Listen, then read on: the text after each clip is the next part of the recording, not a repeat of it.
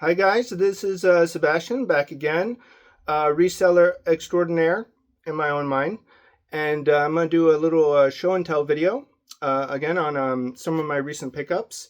Mostly stretches across art, which I'll start with, and then clothing and books, and a couple kind of glassware pieces and ceramics.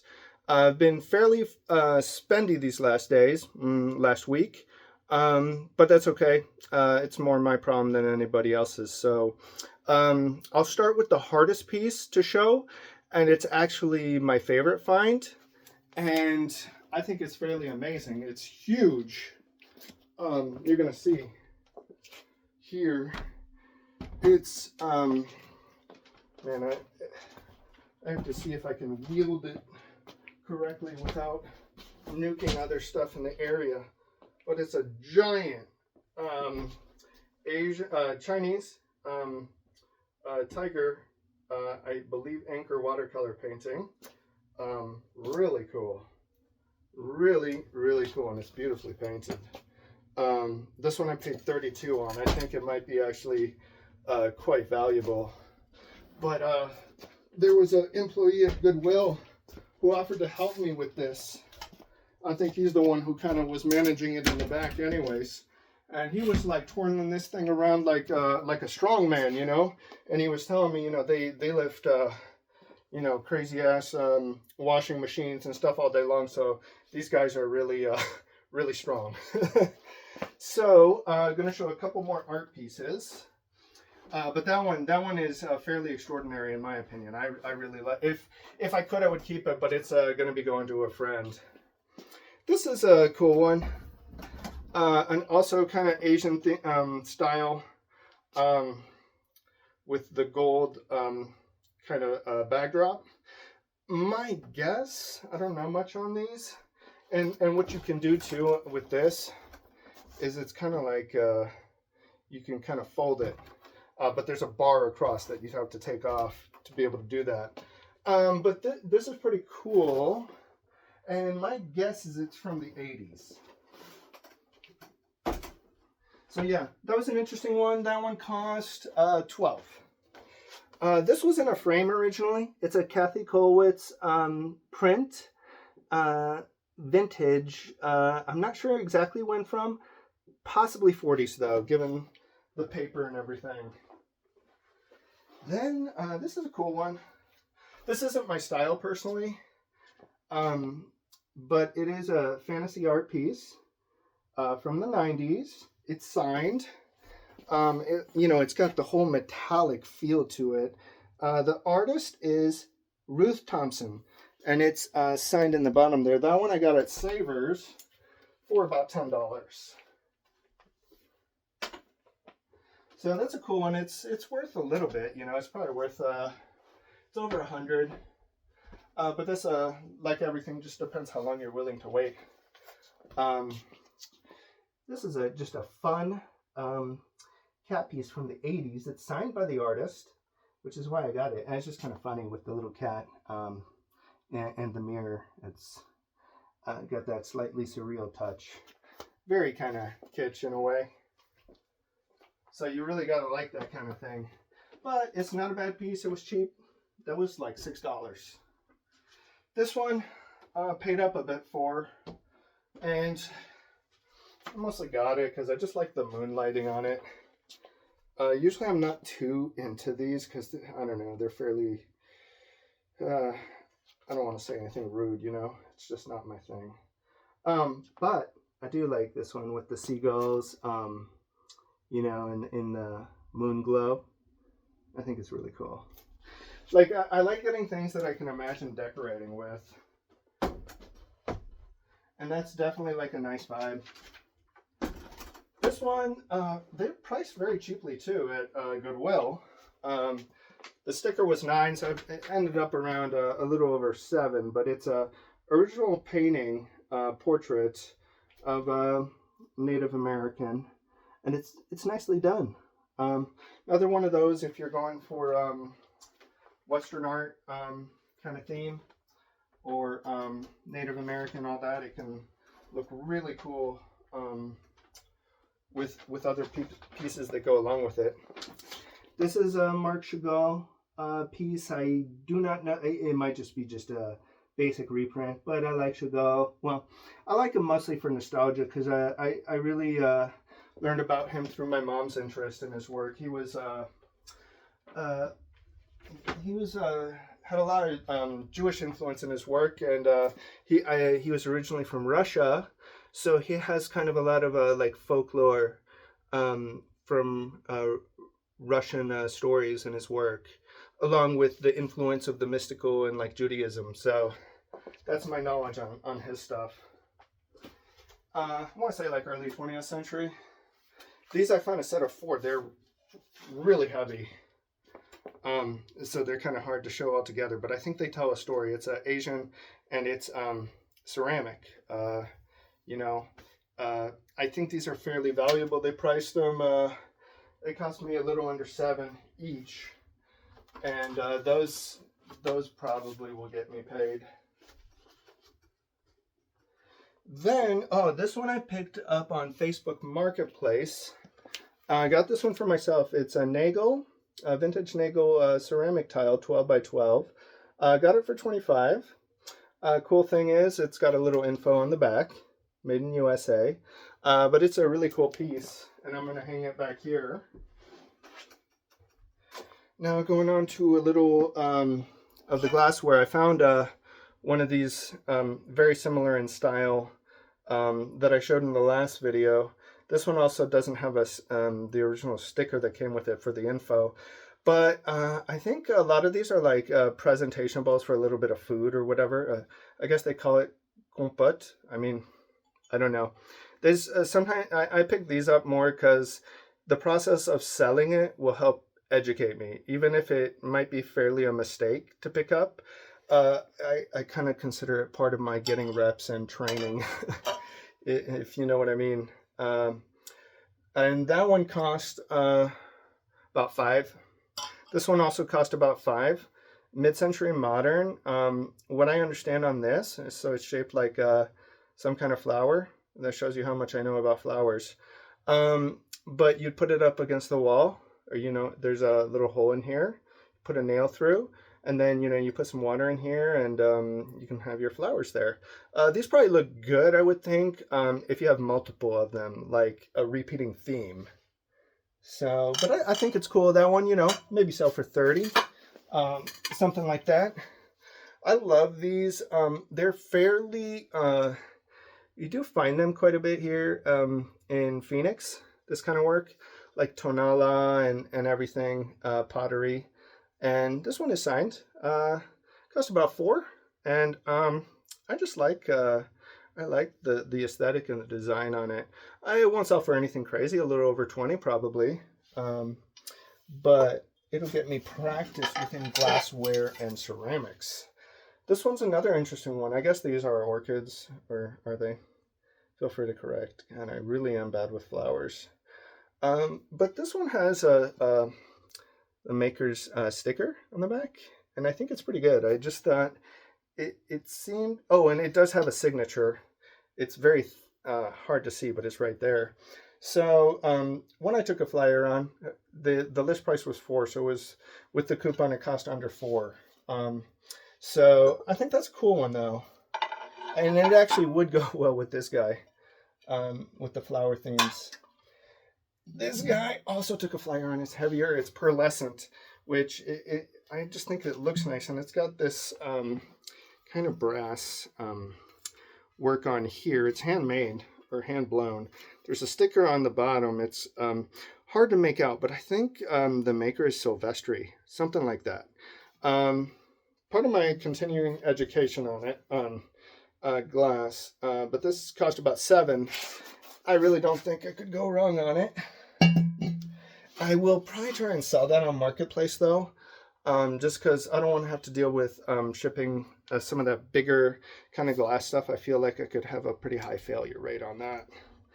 This is cool. This is like a tequila shot drinking set. I think it's vintage, because sometimes what they'll do is they'll do like reproductions that look vintage, but I do genuinely think it's vintage. This cost $8.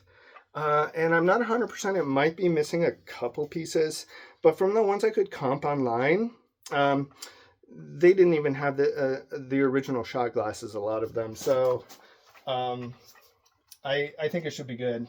I just thought it's fun, and I'll enjoy having it around. I just love that aesthetic.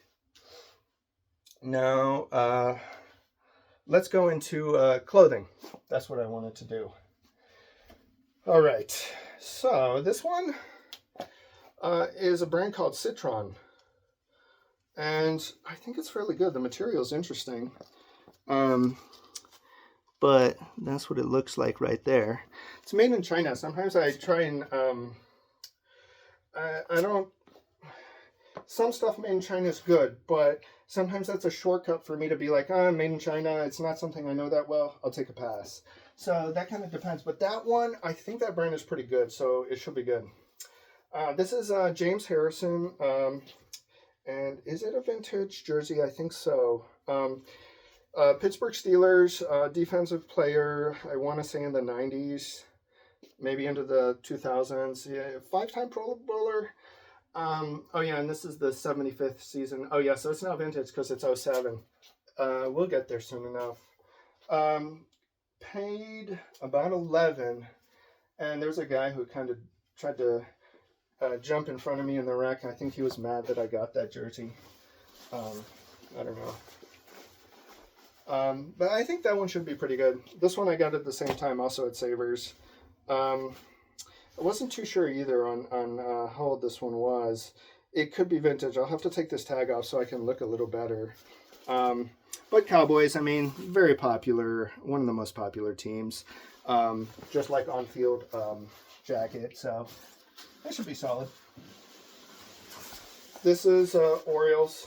I mean, I wish it was like Bears or something better, because I mean, the Orioles have been a pretty sorry franchise from all, my understanding. But it's starter.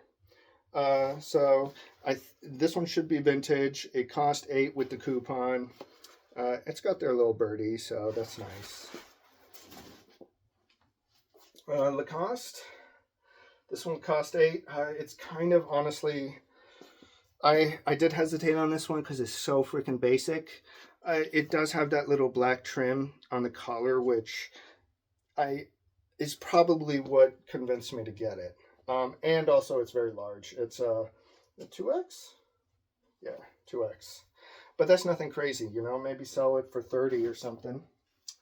This is a MLS Charlotte team jersey, and it cost $8.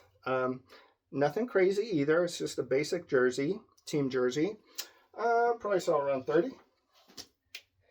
And probably could sell higher, but that one I figure I'll kind of try and move fast.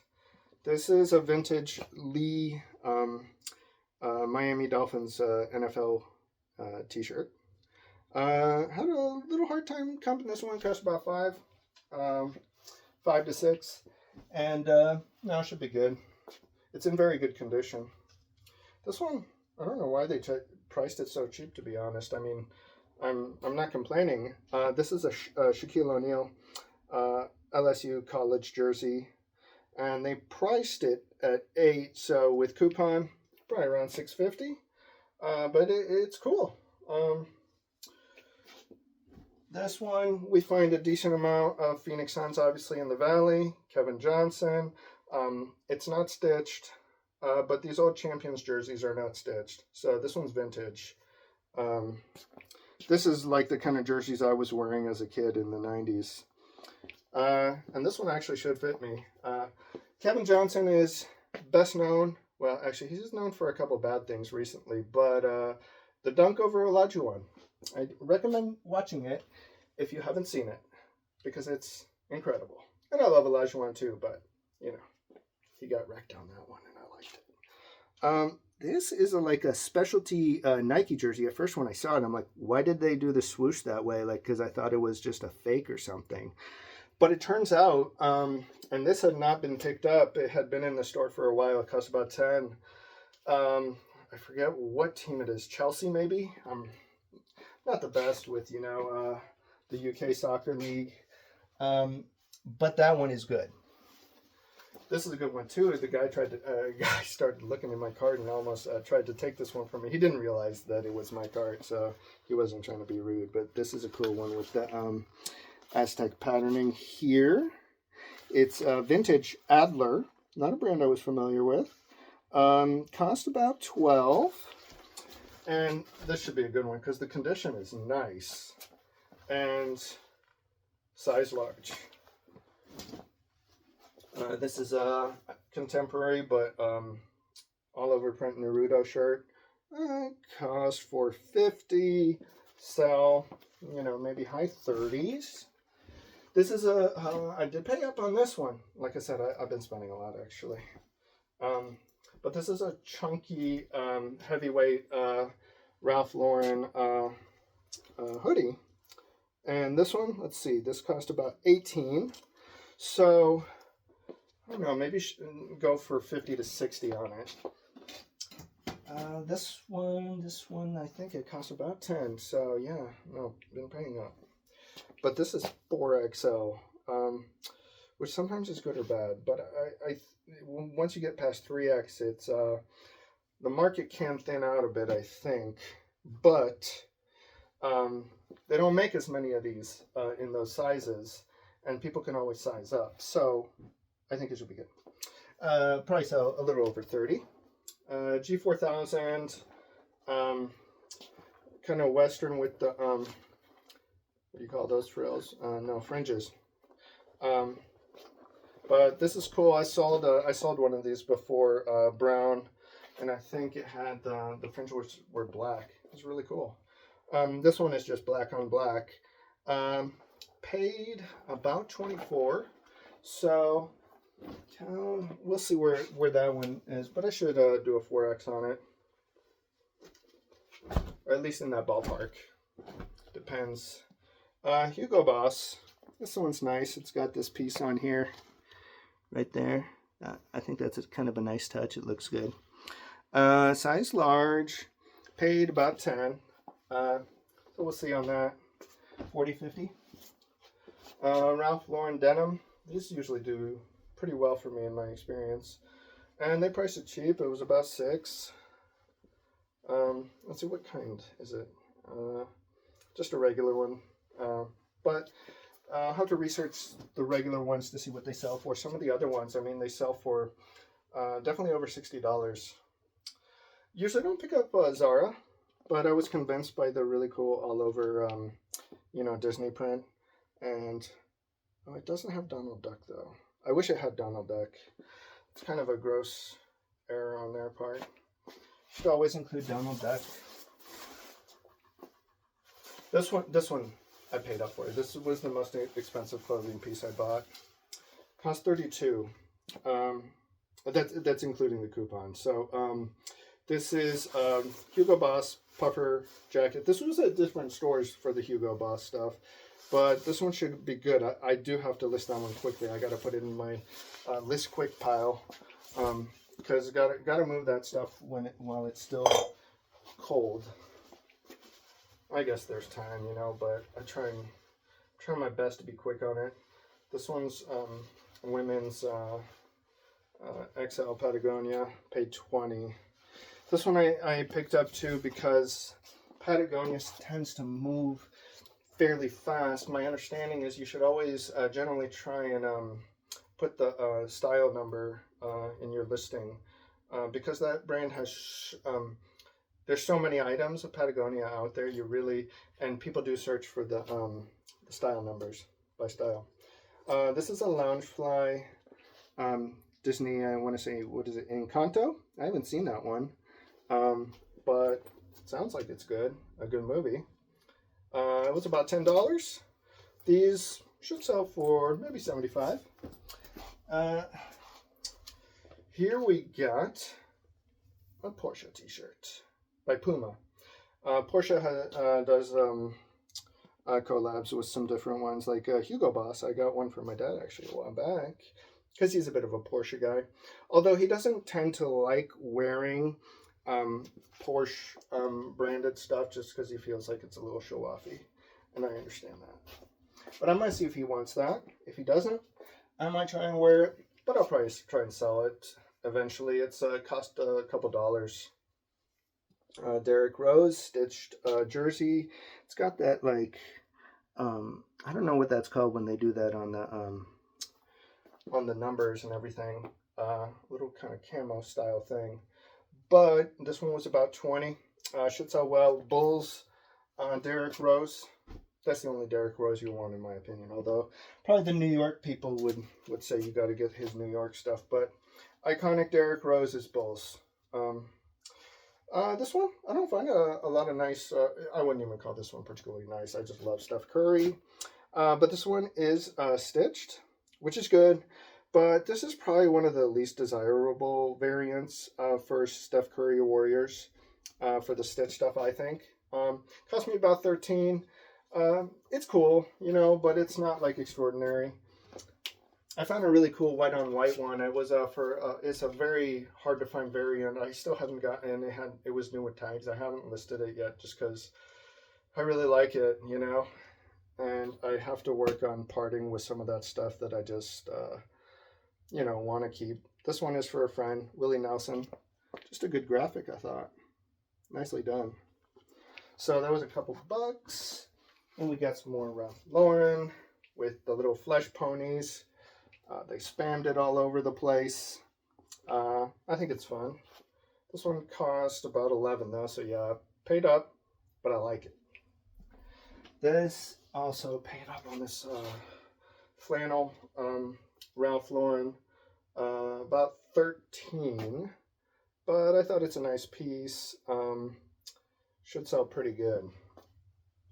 If I price it correctly, that is. Which I do try my best to, because show respect to buyers, and also, you know, if you're getting enough inventory, you got to make sure you got the flow, and I'm getting enough inventory. On the books, actually, these are some of my favorites here. I found a Keith Haring catalog. This one's not crazy because I think it's fairly modern, and but it was still shrink wrapped. Cost about $4, and probably gonna look at like $30 on it. Nothing crazy, but this one is very good. This is a vintage, excellent condition Keith Haring catalog from 1988. This one might be worth a couple $100 actually. So I'll have to do more research because that was at a quick glance. But this is good. And I love Keith Haring. I mean, Keith Haring kind of transcends generations, in my opinion. A lot of Gen Z likes Keith Haring, and it's very understandable. The style's accessible. It's fun. It draws on a lot of cool historical art and culture. And it's very sad, too, like how young he died and everything. Wasn't familiar with this. I found this with the other, the Keith Haring catalogs. I found them all together, so I'm guessing it was all from the same person or place, you know. Because sometimes it's like bookstores that, like, you know, go out of business or just pass on inventory. So this one, you know, I don't even really know what it is. It's a artist by the name of Ronnie Coutron. I guess he did a lot of like pop culture themed stuff. I think it's very fun. And this one's not valuable because I did look it up. But, you know, maybe sell it for 20. But I'll get to learn about that artist, which is sometimes kind of part of my thing, is it'll help me build knowledge, being around the material, listing it, all that. This one actually might be money. So it's a first U.S. edition of Watership Down, first printing. So the dust jacket does have wear, but what I'll do is I'll repair it a little bit with some archival tape. But yeah, this is pretty cool. So I do think that one's money. Next up, I'd never seen these, and Andre Norton has some really cool covers. These are UK edition vintage paperbacks. This is that whole Witch World series, and I have had some of the American editions, which are really cool because quite a few of them have cover art by Jack Gaughan, who I really like. He did a lot of work like 50s through the 70s. I've talked about him before. Some of the books I've sold featured his work, like on the Tolkien book I recently sold, the Ace Unauthorized Edition. This is just one of those pocket paperbacks for Spider-Man. I think this was like from the 70s. This one I have sold before, but I did pick this one up because it's in particularly good condition. Because these comic things, people sometimes think, oh, you know, like vintage Spider-Man or Spider-Man comics has got to be money, man. Those markets can be tricky because some of those, they really did have high print runs. There's a lot lurking out there in good condition. So, yeah.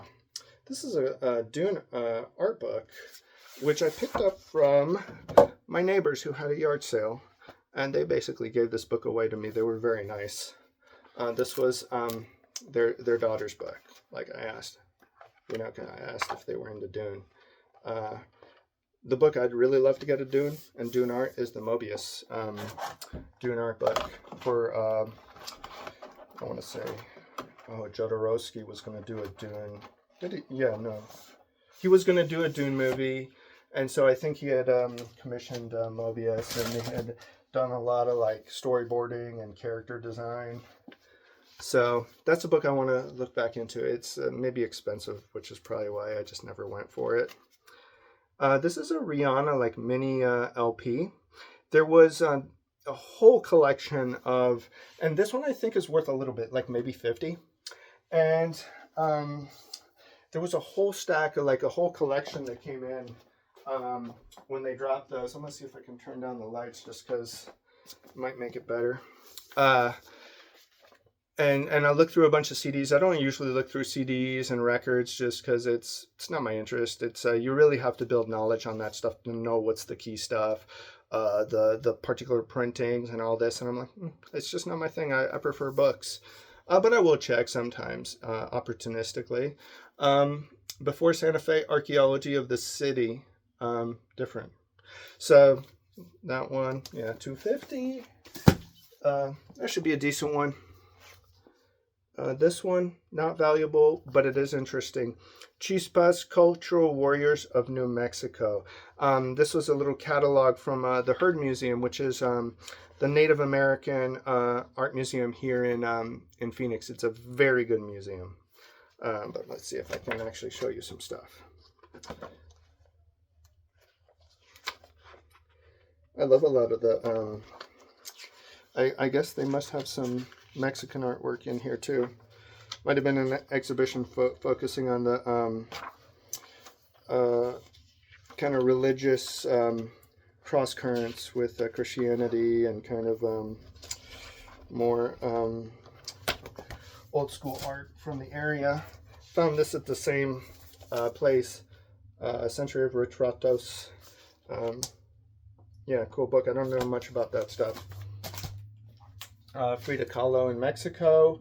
I don't think that one's particularly valuable, but I love Frida Kahlo, and a lot of people love her. It's very sellable. This one, this is a vintage edition.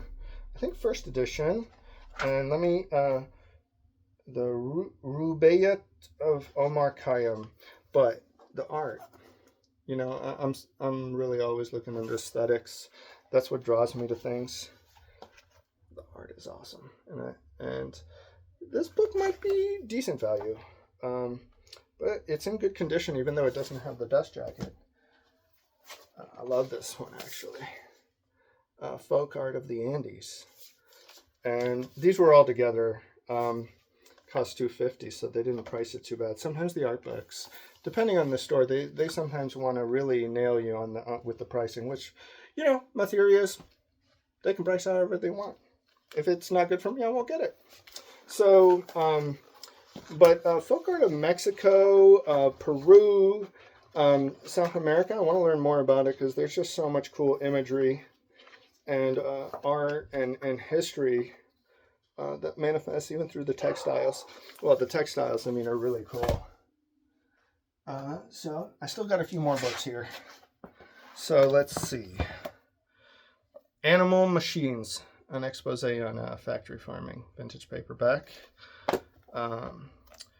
it might be kind of actually a seminal work for that issue, you know, because this is when it dates from. It's really when it started getting more into the consciousness of the public, or at least some environmentalists and people who were speaking out started getting a little more attention, and the culture was paying more attention to it. Herbs, the Magic Healers. These were all from the same collection, these particular vintage paperbacks, I think. The Importance of Feeling Inferior. I think this is a book that can be gifted to very obnoxious people sometimes. Prisoners of Psychiatry. This really about the cover for me, but you know, there's it's always complicated when people are in institutions, and you know, I think this deals with that. This is by Discus.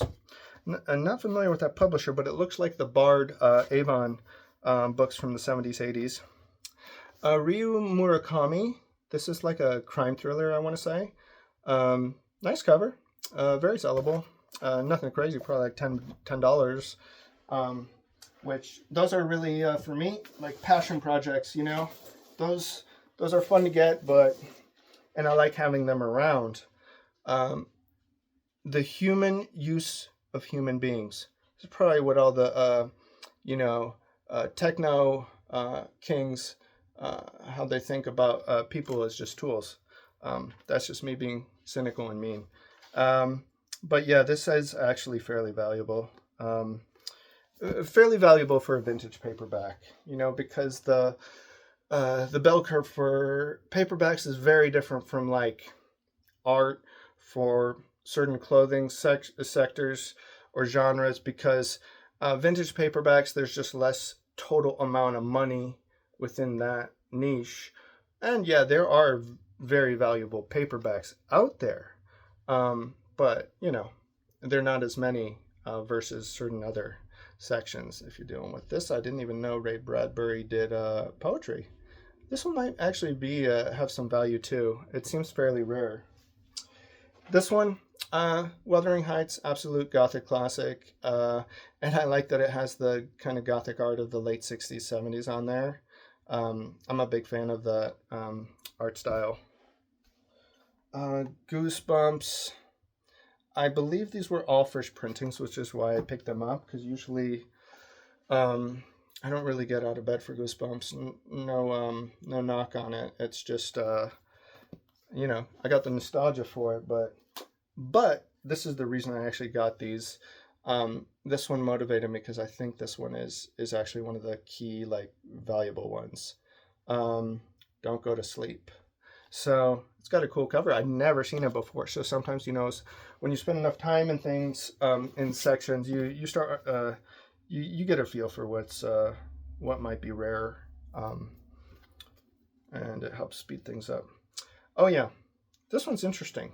Here, you can't see anything there, but it's Individualism and Economic Order by your buddy Hayek. He's not my buddy. He's yours. Because I don't actually like Hayek. I respect them. I respect those guys. You know, those Chicago kind of libertarian sorts. But some of these dudes were really, really smart. And the cool thing on this one is it's a first edition. So, Hayek, you'll get me paid. So, I ain't complaining. Plus, I do think it's good to have a... I like carrying a spectrum of things, even things that I'm not necessarily 100% in alignment with, you know, like say maybe I'm more Keynesian or whatever versus libertarian kind of Milton Friedman sort of stuff. But these were very like major thinkers and they influence a lot of people. So I respect that. These are some vintage Proust. I think this one is like the better one of these, I think. Cities of the Plain. I love Proust. He's one of my favorites. He's a very interesting author to study because the thing with Proust, he tends to be a love it or hate it writer because some people, and people with great taste and interest and knowledge are like, I mean, it's like watching paint dry reading this guy. And other people are like, this is incredible poetry. It's some of the highest level work possible. And, I personally love it, but I understand the critiques because it's very particular work, and he's a very kind of weird guy, I think. Weird in a good way, for the most part. Um, Very interesting, but you better like very introspective writing if you're reading Proust, I think. This one is an interesting one. This is about the Bandit King, who was kind of like this legendary sort of, I guess, Jesse James style figure in Brazil. Vintage paperback, $20, $30 maybe. These can be real money sometimes. These vintage railroad books. People love them. They didn't print a lot of them. This one's in fairly good condition. Cost $250, maybe sell for $75, $80. I've sold a few of those before. I think the interest on those is, it's so intertwined with how our own history here in the U.S. and the development of the U.S. So that's most everything, actually. So, my favorite, that tiger painting, the first one I showed probably, which I thought is fairly extraordinary. And then I like the folk art of the Andes book. That one, obviously I'm tempted to keep, but I'm going to try not to do that. And for clothing, what was my favorite? I don't even know what my favorite was. I wish that Curry jersey was a different variant, but then I would have wanted to keep it. So it's actually good that it's that variant because I don't want to keep it. No hate on it, So yeah, that's basically it. And I hope you guys have a good one. And if you have any comments, questions, suggestions, corrections, because sometimes there's a lot of stuff I don't know and I make mistakes on. I believe we learn as we go. The glassware, my error rate is going to be very high because I'm just really starting it. Clothing, still make good amount of errors. Books, I'm much better at because I've spent more time with it. Doesn't mean I don't make errors. And artwork, even though I love art, it's only something I've recently, within the last 6 months, really started picking up and selling. So my knowledge and error rate is also highish. If that's acceptable to me, then that's okay. And over time, I believe, in terms of, I'm having to invest money and time into these objects. So if I can, I have the stomach for my error rate and for trying to get better, the time it takes, then it's good. But, there's always opportunity cost within. You put X amount of dollars here, it means you can't put that money there. And same for space. Because for me, the money is less the problem than space. And I think that's a big issue for many. And, I figure just got to keep trying to get better and improve my systems. So anyway, that was a little sidetrack. So have a good one. Keep having fun and have a good one. Bye.